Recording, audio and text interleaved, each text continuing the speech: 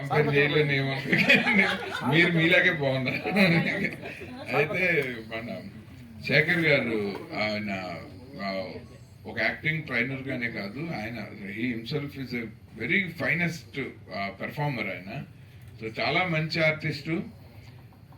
ఆయన్ని ప్రూవ్ చేసుకోవటానికి ఇండస్ట్రీలో చాలా మంది అవకాశాలు ఇవ్వగలిగినన్ని పరిచయాలు ఉండి కూడా ఆయన ఒక కథ రాసుకుని ఆ కథ స్క్రీన్ ప్లే డైరెక్షన్తో పాటు ఆయన నిర్మాత అయ్యి హీరో అయ్యి సో ఇంత అంటే బహుముఖ ప్రజ్ఞాశాలి అనడానికి ఈ ఏకముఖం నిర్వచనం.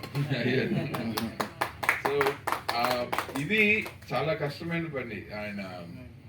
బట్ ఒక మంచి పవర్ఫుల్, అందరూ యాక్సెప్ట్ చేసిన ఒక పవర్ఫుల్ టైటిల్ తోటి వస్తున్నారు. సో ముందు టైటిల్ చాలా ఇంట్రెస్టింగ్ గా ఉండింది.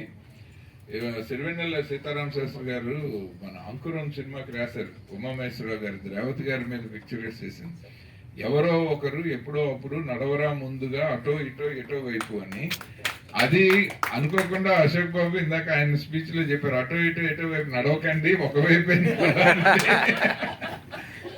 ఆయన శాస్త్రి గారు రాసిన పాట ఎటువైపు అయినా ఒక అడుగుతో మొదలు పెట్టాలి ప్రయాణము అన్నది ఇన్స్పైరింగ్ గా తీసుకొని ఆయన చెప్పినట్టు ఫోకస్డ్ గా అండి వీళ్ళిద్దరు పెద్దవాళ్ళని కలిపి మీరు మీ కెరీర్ ని చాలా ఫోకస్డ్ గా మంచిగా స్టార్ట్ చేయండి.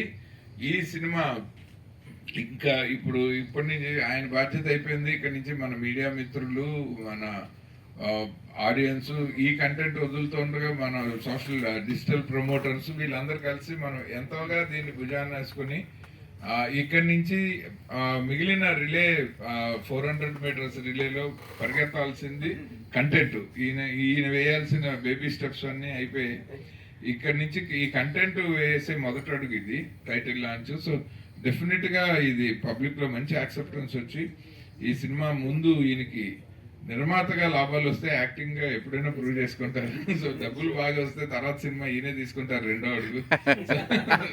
అందుకని అలా ఆగకుండా ఈయన కెరీర్ అడుగులో అడుగేసుకుంటూ అలా ముందరికి వెళ్తూ ఉండాలని మనస్ఫూర్తిగా కోరుకుంటున్నానండి. ఆల్ ది వెరీ బెస్ట్ మొత్తం క్యాస్ట్ అండ్ క్రూ అందరికీ. Thank you. Thank you sir.